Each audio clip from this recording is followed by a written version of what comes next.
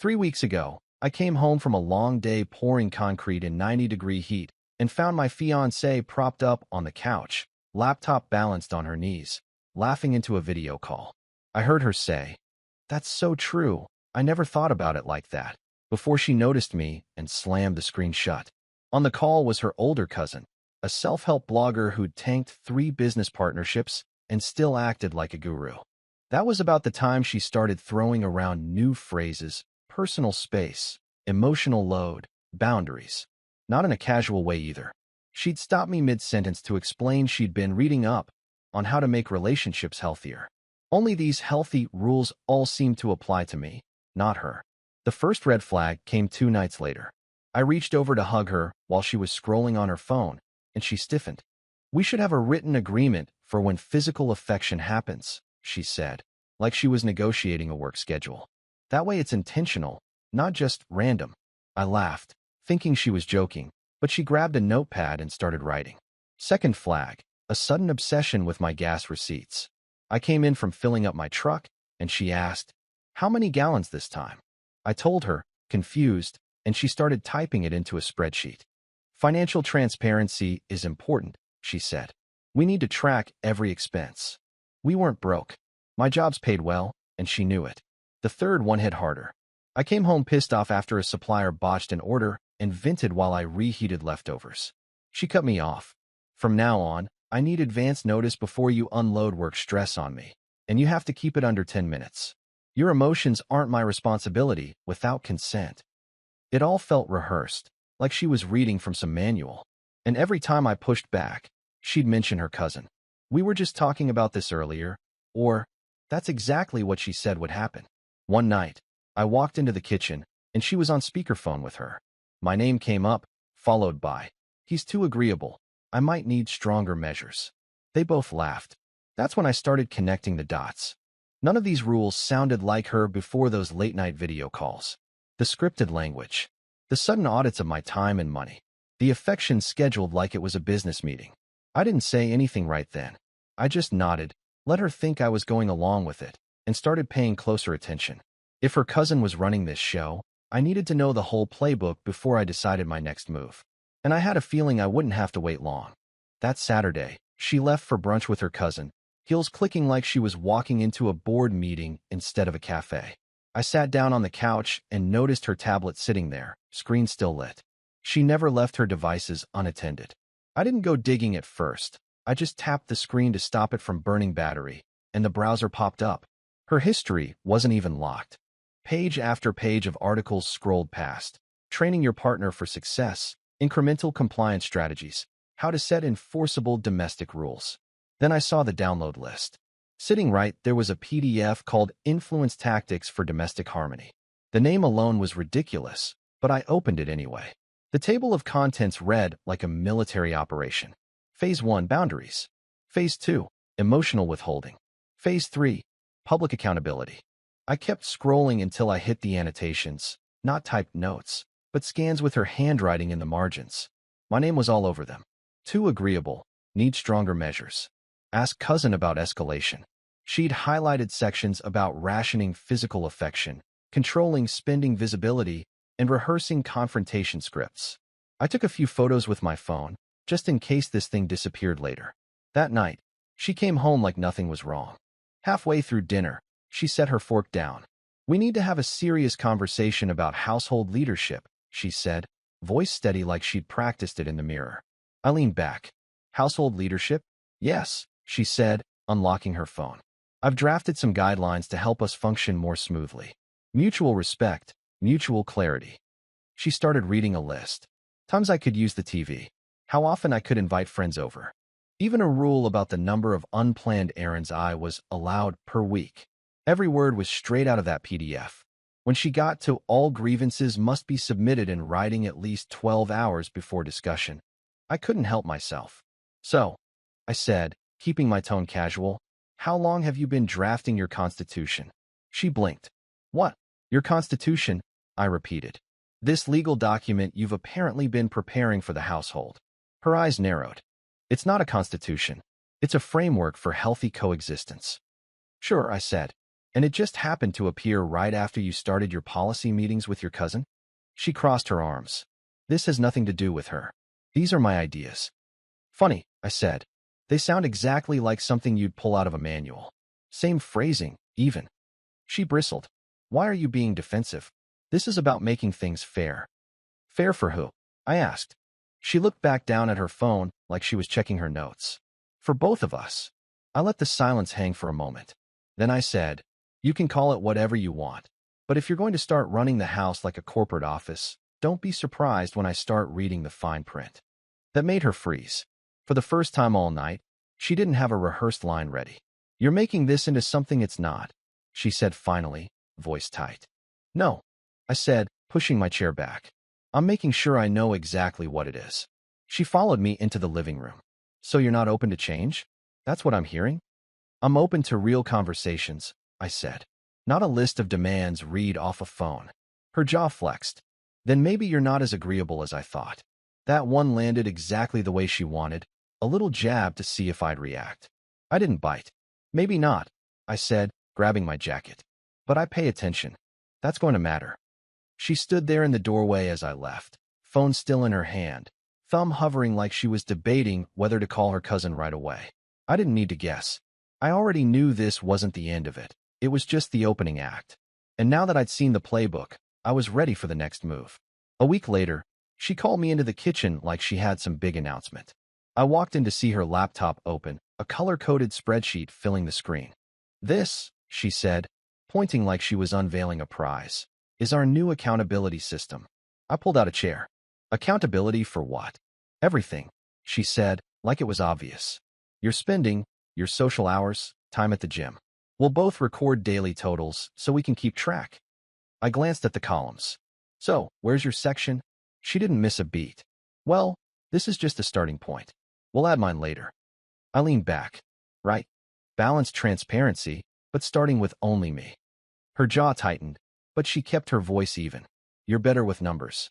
This way we can pilot the process before we both commit. Sure, I said, closing the laptop. Let me know when the pilot program goes both ways. She didn't like that. The next day, she handed me a printed sheet titled Communication Protocols. Every night at 8:30, according to her, we'd sit down for a relationship status update.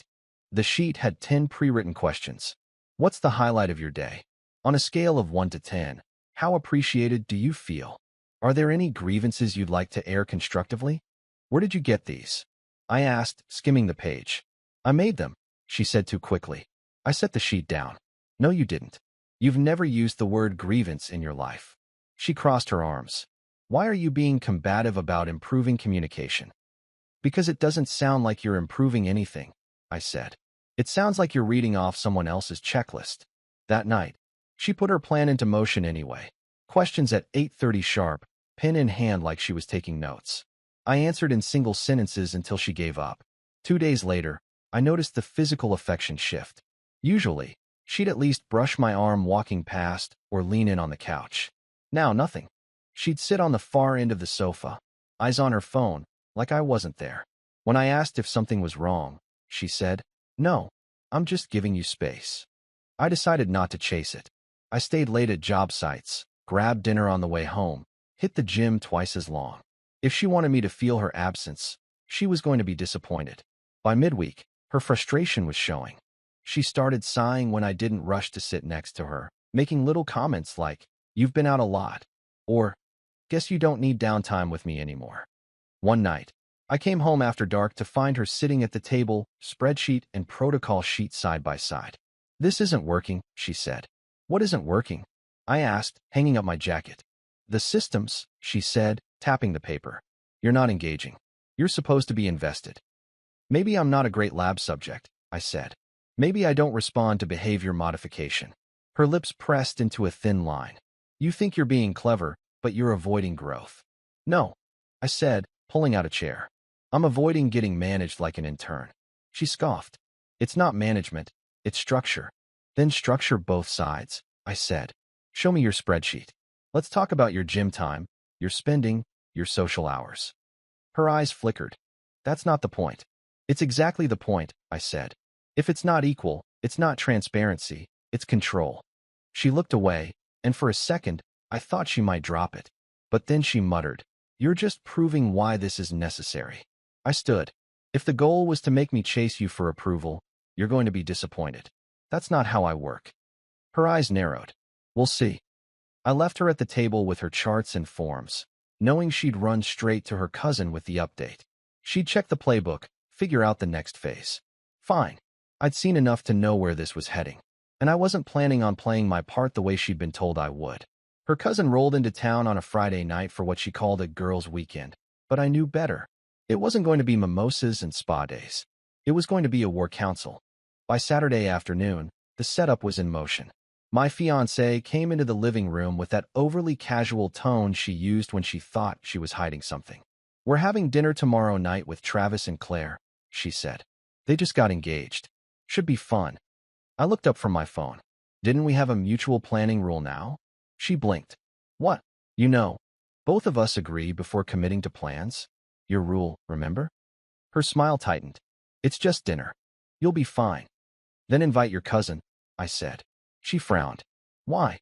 "Because if we're going to celebrate evolving relationships, I want to meet the genius behind the new management style." Her eyes narrowed just enough for me to know I'd hit the mark. "Fine," she said, turning on her heel. The next night, we walked into a trendy little bistro downtown. Travis and Claire were already there, smiling and waving. Her cousin sat beside them, dressed like she was about to give a TED Talk. From the start, the cousin peppered her small talk with little bombs. "Men these days really need to evolve," she said over appetizers. "Partnerships require adaptability, especially from the more traditional type." I sipped my drink. "And you'd be the expert on successful partnerships?" She gave a tight smile. "I've learned a lot from experience." "Yeah," I said. 3 failed business ventures, 2 broken engagements, and a 6-month situationship that ended in a restraining order." "Impressive." Resume. Her face flushed. Claire glanced at Travis, who suddenly found his water glass fascinating. My fiancé jumped in. "What he means is, not everyone measures success the same way."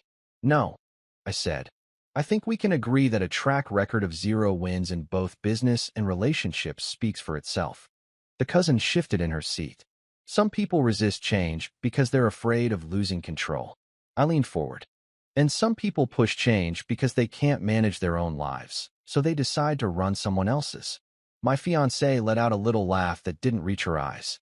"See? This is exactly what I'm talking about. Some men just refuse to change." I smiled. "Oh, you mean like how you refuse to follow your own mutual planning rule by scheduling this dinner without asking me first?" Her fork froze halfway to her mouth. "Or," I continued, "how you preach financial transparency but only track my spending? Or how your communication protocols came straight out of a PDF written by someone who's never kept a relationship past the 6-month mark?" Claire looked like she wanted to crawl under the table. Travis just stared at his plate. My fiancé's voice was sharp now. "This isn't the time or place." "It's exactly the time and place," I said. "You wanted an audience. Here we are." The cousin's hands were clasped so tight her knuckles were white. "You're twisting things." "No," I said. "I'm putting them in plain English. You've been coaching her on how to run a relationship she didn't build, with rules you've never made work in your own life. And she's been following your script." Silence settled over the table. The cousin's face was crimson. My fiancée stared down at her plate, jaw locked. I pushed my chair back. "Thanks for dinner, everyone. I think we've covered enough relationship theory for one night." Travis mumbled something about the check. Claire nodded quickly, avoiding eye contact. On the way out, my fiancé hissed, "You embarrassed me." "No," I said, opening the door for her. "You did that yourself when you tried to set me up in public and forgot I don't play by your cousin's manual." She didn't say another word on the ride home, but I could tell by the way she gripped the steering wheel that she'd be back with another move. And now I was more certain than ever. She wasn't just trying to improve our relationship. She was building a case. A few days after that dinner disaster, I walked into the bedroom while she was in the shower. Her nightstand drawer was open just enough for the corner of a book to stick out. I wasn't even looking for anything, but the title caught me in big block letters, "Taking Back the Reins at Home." I pulled it out. Half the pages were marked with neon sticky tabs. I flipped to one, "Creating a Documented History." Another tab, "Provoking Key Behaviors for Proof." My gut tightened. I kept turning pages until a folded notebook fell out. Inside were dated entries, each with a short description, all about me. 3/12, angry tone, photo taken. March 15th, financial pushback, possible evidence of control. March 18th, avoidance of intimacy after request denied, note for discussion. It wasn't a diary. It was a case file. Every page had her handwriting, but the phrasing was clinical, like she'd been coached on what to record. Some entries even had "ask cousin if this qualifies" scribbled in the margins. I took pictures of every single page. The book went back in the drawer exactly the way I found it. That night at dinner, she was unusually upbeat. I sat down, and she smiled like a politician before a press conference. "I just want to say," she began, "I've noticed some positive changes lately. You've been calmer, more receptive." I kept my face neutral. "Have I?" "Yes," she said, leaning forward. "And I think it's important to reward that. So tonight, I'm making your favorite dessert." It was textbook positive reinforcement. I'd just read the exact term in that book. "Nice of you," I said. "What's the reward for?" She blinked. "I just told you." "No. I mean, is it for passing some sort of test I didn't know I was taking?" Her smile twitched. "Why do you always have to be suspicious? Why do you always have to act like we're in a behavioral experiment?" She sat back, crossing her arms. "You're reading into things." I almost laughed. "Yeah, and apparently, so are you, with timestamps and bullet points." Her eyes narrowed just a little. "What's that supposed to mean?" "Nothing," I said, getting up for a glass of water. "Just glad you're keeping such detailed notes on your personal growth project." She didn't answer, just picked at her food like she was deciding whether to press or back off. The rest of the night was quiet. She didn't push another conversation, but I caught her watching me in that way people do when they're checking to see if their bait is working. It wasn't. If anything, the notebook told me more than she realized. This wasn't about improving anything. It was about building a paper trail she could twist later. And now I knew she wasn't doing it alone, which meant I had to start keeping my own file. Only mine wasn't going to be for her approval. 2 nights later, I came home late from a job and heard voices on the back porch. Hers and the cousins. I stayed in the hallway by the sliding door, just out of sight. "Might be time for the nuclear option," the cousin said. My fiancé didn't hesitate. "If you think so. I'm just worried about the timing." My stomach went cold. I didn't move until they changed the subject. After they went inside, I shut myself in the office and typed "nuclear option divorce strategy" into Google. Took about 3 clicks to find out what they meant. Manufacturing an abuse narrative for legal leverage. In other words, burn my reputation down so she could walk away with more. The next morning, while she was still asleep, I checked her laptop. No password change. I went straight to her email drafts. Right there was one addressed to a family law firm. "My fiancé has become increasingly controlling, emotionally distant, and financially restrictive." Every line was a mirror image of her own behavior. Controlling? She'd been setting rules for when I could speak or touch her. Emotionally distant?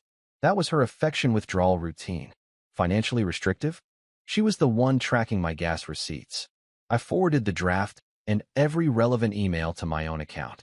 Then I checked her browser tabs, bookmarked articles about maximizing separation settlements, and documenting incidents for court. By the time she woke up, I had enough saved to choke a hard drive. That night, she came into the living room holding her phone in that casual way people do when they're recording. She sat across from me, all smiles. "How was work?" she asked. "Fine." "Really? Nothing stressful? You seem tense." I almost laughed. "You mean tense enough to get a reaction on camera?" Her smile faltered. "What are you talking about?" I nodded at the phone in her hand. "You're recording." She set it down a little too fast. "No, I know exactly what you were doing," I said. "And just so you know, I've been collecting my own evidence. Emails, notes, the book on your nightstand, your cousin's little playbook, all of it." Her eyes went flat. "You're paranoid." "No," I said. "I'm prepared." She crossed her arms. "You can't twist this. I'm protecting myself." "From what? A guy who pays the bills and keeps his hands to himself unless there's a scheduled appointment?" "That's not fair," she snapped. "Neither is trying to frame me for abuse because you're bored with the relationship," I said. She stood, glaring. "You're making this ugly." "It was ugly the second you decided to weaponize your cousin's failures as a life strategy," I told her. She grabbed her phone and walked out of the room. I heard her bedroom door slam. I sat there for a few minutes, staring at the wall. I'd been letting her set the pace, thinking I could track what she was doing and stay ahead. But now I knew this wasn't about boundaries or growth. She was running the clock until she thought she had enough to ruin me. The thing was, she didn't realize I was already building a stronger case than hers, and I wasn't planning to wait for her to pull the trigger. The next morning, I was on the phone with a lawyer before my coffee even cooled. I laid out everything: the playbook, the notes, the emails, and he didn't even let me finish before telling me to separate my accounts immediately. By noon, every joint card was frozen and my direct deposits rerouted. I wasn't about to keep funding my own takedown. At lunch, she called me. No hello. Just, my card got declined. What the hell are you doing? Making sure I'm not paying for your lawyer to accuse me of things you've been doing yourself? I said. You're financially abusing me. You still have your own account, I said. Your money's untouched. You just don't have mine anymore. She hung up. That night, I walked in to find her and the cousin sitting at the dining table with a stack of printed articles. The cousin slid one across to me like she was serving legal papers. This is about financial control and relationships, she said, her voice all righteous authority. It's unhealthy. It's abusive. I sat down, pulled out my phone, and hit record. Let's talk about control, I said. Let's talk about these. I laid her own notebook on the table, open to the page marked angry tone, photo taken. Her cousin's head snapped toward her. What is that? I kept reading. Financial pushback, possible evidence of control. Ask cousin if qualifies. The cousin went pale. You wrote that? My fiancé glared at me. You went through my things. You went through my life with a fine-tooth comb and called it boundaries, I said. You've been documenting me like a case study, step by step, while getting advice from someone who's failed at every relationship she's touched. The cousin's hands tightened on the table edge. This isn't relevant. It's the only thing relevant, I shot back. You've been feeding her tactics, and now they're in her handwriting. And now they're on my recording. I turned my phone so they could both see the red blinking light. For a second, no one spoke. The cousin sat back like she'd just realized her name was about to be attached to something ugly. My fiancée looked from me to the notebook and back again, her face tight, but her hands twitching like she wanted to snatch it away. Here's the difference between you and me, I said. You're building a story. I'm collecting facts. And every fact points to you two conspiring to take me down. The cousin pushed her chair back and grabbed her purse. I'm not doing this. No, I said. You're just not doing it on record. She left without another word. My fiancée stayed sitting there, jaw locked, like she was trying to decide if doubling down was worth it. It wasn't. She just didn't know it yet. I waited until the next evening, when she came out of the bedroom scrolling on her phone like nothing was wrong. I stood in the middle of the living room. We're done playing games, I said. You have two options. She looked up, cautious. What are you talking about? Option 1. You sign an amicable separation agreement. We divide things fairly, no public mess, no dragging each other through the mud. Option 2. We fight it, and every shred of evidence I have goes into court records. Her eyes narrowed. That sounds like a threat. It's a promise, I said. And you know exactly what's in my file. She folded her arms. There's a third option. We fix this. We go to counseling, reset everything. I shook my head. No. You spent weeks documenting me like I was a criminal, running strategies to push me into looking guilty. There's no reset after that. She tried to smile like she still had some control. You're overreacting. I was just trying to protect myself. By staging situations and getting your cousin to coach you? I said. That's not protection. That's entrapment. Her voice rose. You don't get to decide the narrative here. I stepped closer. That's the thing. You tried to write a fake version of me. I'm just making sure the real one gets on record first. She stared at me for a long second, and I could see the calculation in her eyes. Can I still spin this? Look, you have 24 hours, I said. After that, my lawyer files. She scoffed. You think I'm scared of court? I think you should be, I said. Because the amicable option disappears, and then all your cousin's brilliant advice becomes part of public record. Her jaw tightened. And if I don't sign, then you get to explain to a judge why you were keeping a behavior log on your fiancé, staging photo ops for angry tone, and emailing a lawyer false accusations while I was paying your bills. She didn't answer. She just walked past me into the bedroom and shut the door. The next day, I came home from work and saw her car in the driveway hours earlier than usual. She was sitting at the table with a manila envelope in front of her. She didn't look at me when I walked in, just slid the envelope across the table. They're signed. I opened it. Her signature was on every page of the separation agreement my lawyer had drafted. "You're making a mistake," she said quietly. "No," I told her. "I'm avoiding a bigger one." For the first time in weeks, there was no bite in her voice. She just looked tired. "I didn't mean for it to get this far." "I think you did," I said. "I just don't think you thought I'd see it coming." She swallowed, eyes fixed on the table. "I believe you got lost in all this," I said. "But that doesn't undo the damage." She nodded once, then stood and went into the bedroom without another word. I stayed at the table, staring at the envelope. It wasn't relief I felt. It was the cold certainty that I'd made the only move left. 3 months later, the papers were signed and filed without a single courtroom appearance. No shouting matches, no threats from lawyers, just a quiet end. She moved out of state the week after the finalization. Took a job in another city, from what I heard. I didn't chase details. I just kept every file, every screenshot, every recorded conversation backed up in 3 places. If her version of the story ever showed up, mine would be ready to meet it head-on. Friends eventually started asking questions. One night over beers, a buddy leaned in and said, "So, did you win?" I shook my head. It wasn't about winning. It was about making sure I didn't lose to a story that wasn't true. He gave me that look people give when they want more, but know they won't get it. I left it there. The thing that stuck with me wasn't the paperwork or the silence after. It was how fast trust had evaporated once she stopped treating me like a partner and started treating me like a project. Every interaction became a tactic. Every conversation was data collection. That's not a relationship, that's a campaign. And the way she was willing to go for the throat, to burn my name down just to walk away with leverage, that was the line I'd never unsee. If someone shows you they're willing to set fire to your reputation to get what they want, you believe them the first time. You don't give them a second chance to try again. Since then, I've kept my guard sharper. I pay closer attention to sudden, new philosophies people adopt overnight. I watch for outside voices creeping into private decisions. And I never ignore the small rules that start showing up without a conversation, because they're usually the first draft of something bigger. Walking away wasn't about bitterness. It was about survival. And if there's one thing I learned from the whole mess, it's that protecting yourself isn't paranoia when someone's already drawing up the blueprints to take you apart.